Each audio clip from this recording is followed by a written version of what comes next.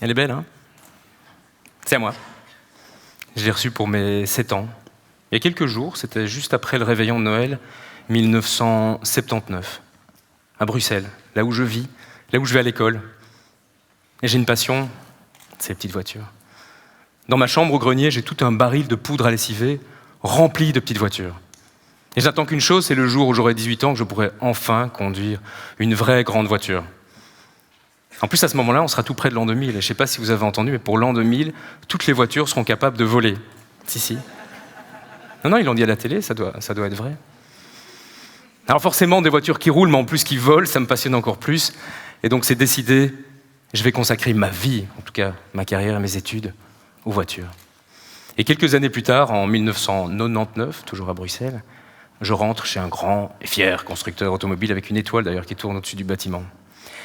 En 1999, il reste forcément un an avant l'an 2000, et visiblement les voitures ne sont toujours pas capables de voler. Enfin bon. Quelques années plus tard, début des années 2000, moins drôle, c'est la crise des subprimes. Tous les secteurs économiques sont touchés, et l'automobile ne fait malheureusement pas exception à la règle. Alors je vois beaucoup de mes collègues se faire licencier, remercier, d'autres dont le contrat n'est tout simplement pas renouvelé. Moi là-dedans, mon métier consiste à pousser, convaincre des concessionnaires, des garagistes à commander des centaines de voitures qu'ils doivent financer, qu'ils doivent stocker sur des parkings qui croulent à n'en plus finir, dans l'attente de clients qui ne viennent pas, puisque c'est la crise. En plus, le secteur automobile commence à avoir mauvaise presse. Bouchons, pollution, particules fines, réchauffement planétaire.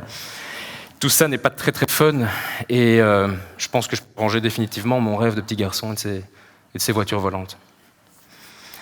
En 2019, j'ai quitté le monde des importateurs pour voler de mes propres ailes. Je donne des formations, je fais la consultance, je donne des conférences, j'ai même écrit un livre sur l'avenir de la mobilité et toutes ses conséquences largement bénéfiques.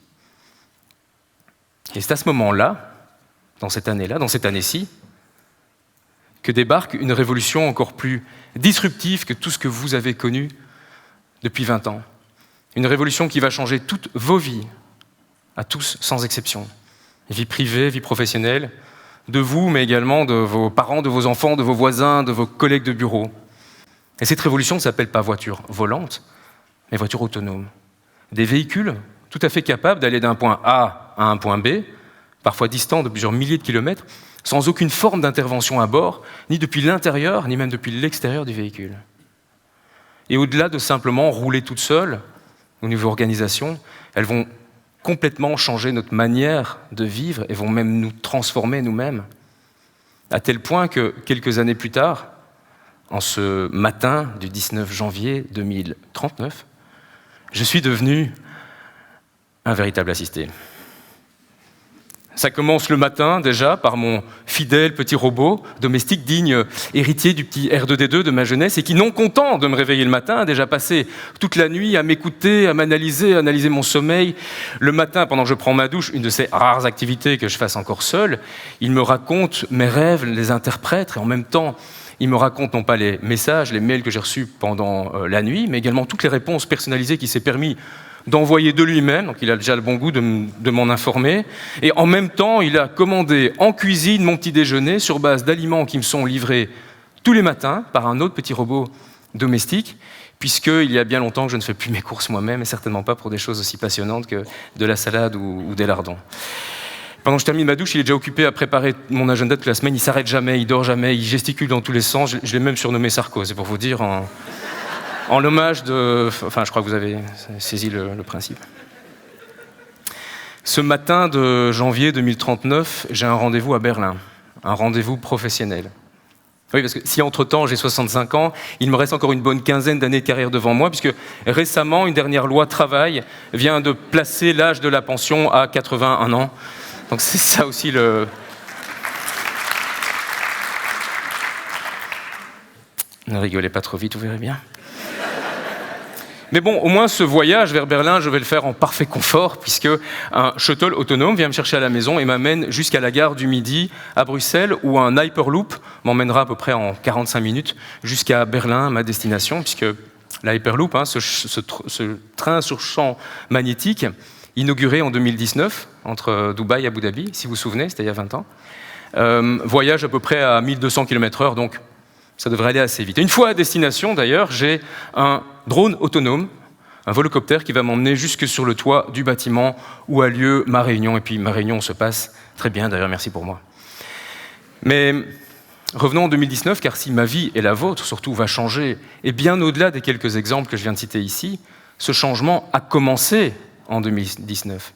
Car c'est à partir de l'année 2019 que, petit à petit, et puis de manière plus massive, des voitures autonomes vont commencer à se répandre sur toutes les routes de la planète. Et du coup, petit à petit, il redevient également agréable de rouler en voiture, pour plein de raisons. Déjà parce que les bouchons sont de l'histoire ancienne.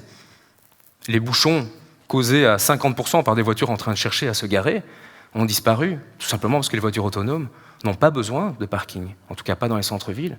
Ce dont elles ont besoin, c'est des zones de dépose rapides pour vous prendre, vous déposer, reprendre quelqu'un lorsqu'elles sont en libre partage. Et si vous en avez une à vous, elle est tout à fait capable de vous conduire le matin, puis conduire les enfants, conduire madame, déposer un colis, se charger dans le coffre en commission, et puis encore aller jouer les taxis pour vous à l'aéroport tout près, histoire de vous ramener un petit peu d'argent en fin de journée.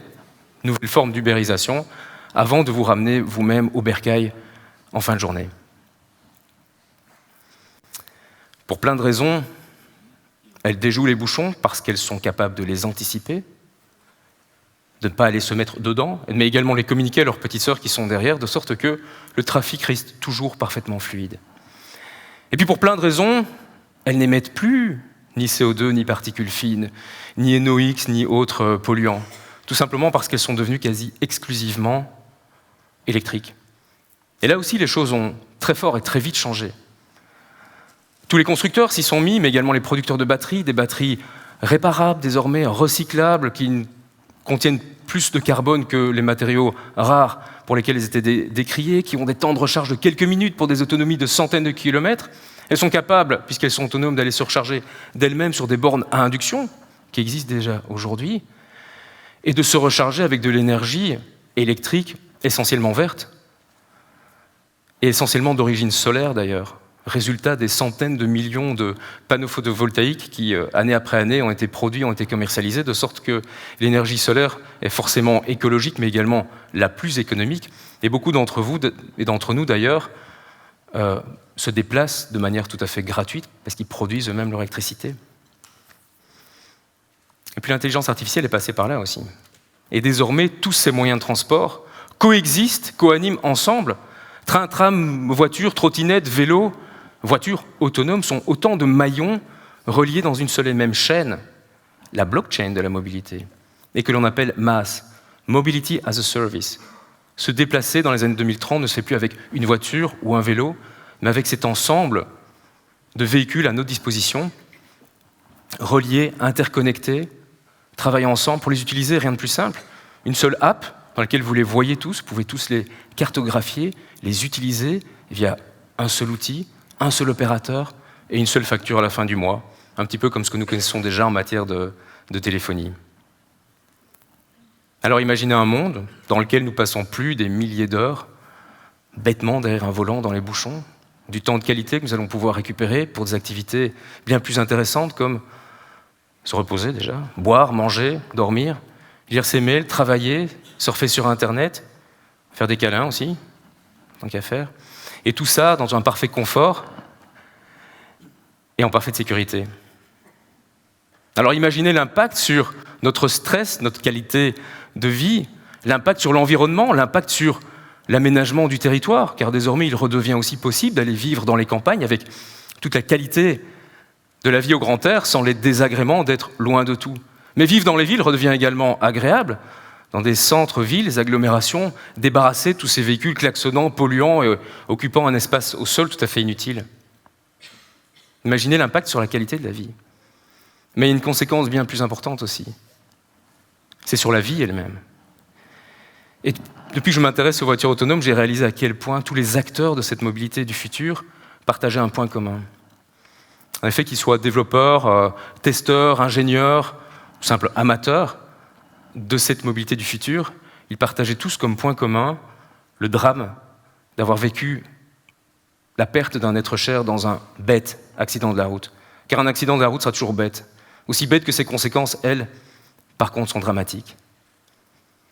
Et plutôt que de voir ça comme une fatalité, eux avaient décidé d'agir, décidé qu'il n'était plus acceptable qu'au XXIe siècle, dans une année comme 2018, il y a encore chaque année 60 millions d'accidents sur les routes, c'est-à-dire l'équivalent de la population de l'Italie, et que ces 60 millions génèrent d'ailleurs 1 350 000 morts chaque année, l'équivalent de la population de l'île de Chypre, comme si Chypre coulait chaque année avec tous ses habitants à bord.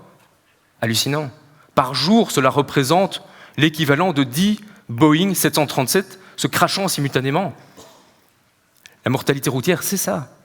Et par rapport à ça, lorsque tous les véhicules du monde, tout le parc roulant mondial sera devenu autonome, ça prendra 10, 20 ou 30 ans, et ça dépendra beaucoup de nous d'ailleurs, la mortalité sera éradiquée. Et ce qui permet de l'affirmer, alors que vous allez me dire, mais elles ne roulent pas encore. Si, nous ne les utilisons pas encore, mais toutes ensemble, elles ont déjà dépassé les 100 millions de kilomètres de tests réels sur toutes les routes de la planète.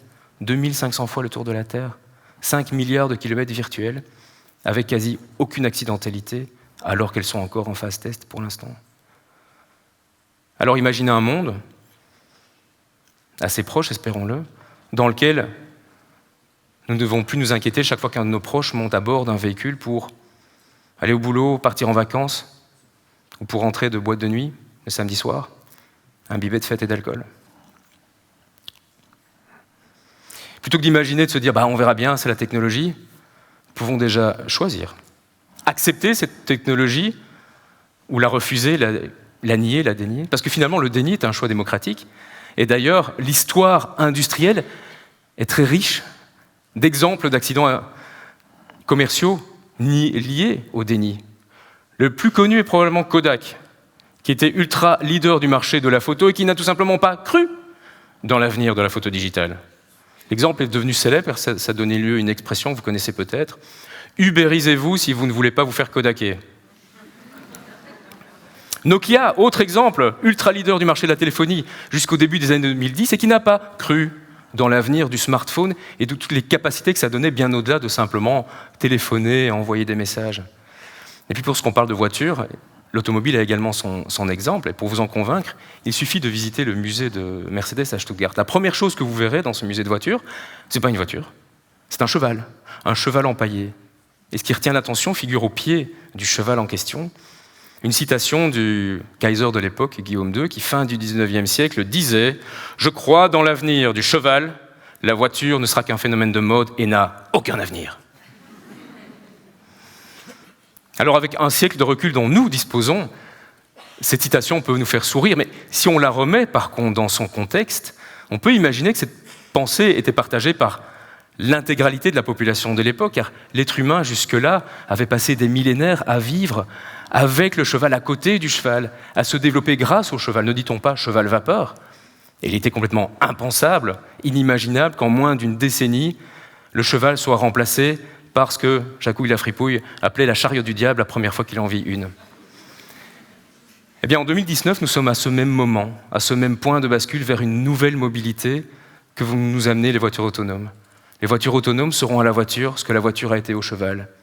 Et nous aussi, nous pouvons le nier, le dénigrer, liker, commenter sur Internet, sur tous les réseaux sociaux, chaque fois qu'il y aura un accident, grave ou pas, impliquant une voiture autonome, car ça arrivera évidemment. Nier, dénigrer, c'est exactement ce qui s'est passé le 18 mars 2018, il y a tout juste un an. Et ce jour-là a eu lieu le premier accident mortel impliquant une voiture autonome. Et cet accident, bien que évidemment dramatique, car un mort sur les routes sera toujours un mort de trop, a été relayé par tous les réseaux sociaux, par tous les sites internet, par tous les médias, radio, télé. Vous avez probablement vu les images au journal télévisé, parce que ça fait la une de tous les journaux, de cette voiture, dont je ne citerai pas la marque, gérée par Uber, à tel point que le gestionnaire Uber a du jour au lendemain dû arrêter tous ses essais, et que l'État d'Arizona, où avait eu l'accident, a également interdit par décret du jour au lendemain les essais de voitures autonomes sur son territoire. Paradoxalement, dans la même journée, ce n'est pas un mort, mais 3500 personnes qui sont décédées sur toutes les routes de la planète. Et ces morts-là n'ont pas généré la moindre ligne dans la presse internationale. Preuve du caractère éminemment psychologique et sociologique de ces voitures autonomes, pourtant au départ uniquement technologiques. Alors plutôt que de nier, dénigrer, nous pouvons également agir. Et agir, ça commence par s'y intéresser. avec un œil objectif, lire, YouTuber, monter à bord de certains de ces shuttles autonomes, y compris en France, qui sillonnent déjà, comme les petits Navia, des petits minibus qui sont déjà dans les centres-villes, dans certains centres urbains, dans certains aéroports, certains zonings commerciaux, industriels, des parcs d'attractions, un petit peu partout. Monter à bord, s'y acclimater, et petit à petit accepter l'idée que la machine puisse être meilleure que nous dans la réalisation de certaines tâches, comme de conduire une voiture. Et au plus vite nous accepterons ces plus grandes facultés cognitives de la machine par rapport à l'être humain, et que nous ne les verrons pas comme un ennemi de notre propre mobilité humaine, au plus vite alors elles pourront se répandre sur leur route en amenant avec elles toute leur plus-value en matière de confort, de qualité de vie, mais surtout de lutte contre cet inacceptable 1 350 000 morts annuels, inutiles, inacceptables et injustes. Pour terminer, je voudrais juste vous inviter à mon réveillon de Noël 2059, puisque entre-temps, je suis arrière-grand-père, notamment d'un petit garçon de 7 ans. Il y a quelques minutes, mon arrière-petit-fils a redescendu du grenier un baril de poudre à lessiver, presque centenaire entre-temps, et contenant toute ma collection précieuse des petites voitures de mon enfance. Il m'en donne une et me demande « ça marche comment ?» Alors moi, tout fier, évidemment, parce que ça, au moins, je connais. J'explique que ça marche pas, que ça fonctionne, le rôle du conducteur. Et pendant que je l'explique, je vois qu'il s'en va jouer à autre chose et que, visiblement, le sujet ne l'intéresse pas plus que ça, pas plus que, finalement, lorsque mon propre grand-père me parlait de locomotive à vapeur. Et ce petit garçon me laisse méditer sur cet objet du passé. Je me sens moi-même un petit peu du passé et peut-être complètement dépassé. Peu importe, finalement, si les voitures sont volantes ou pas. Et si le monde dans lequel mon arrière-petit-fils va grandir, ce monde est loin d'être parfait, au moins, je sais que je ne devrais pas m'inquiéter à l'idée que lui, ou ses propres enfants, puissent être un jour la victime d'un bête accident de la route. Merci.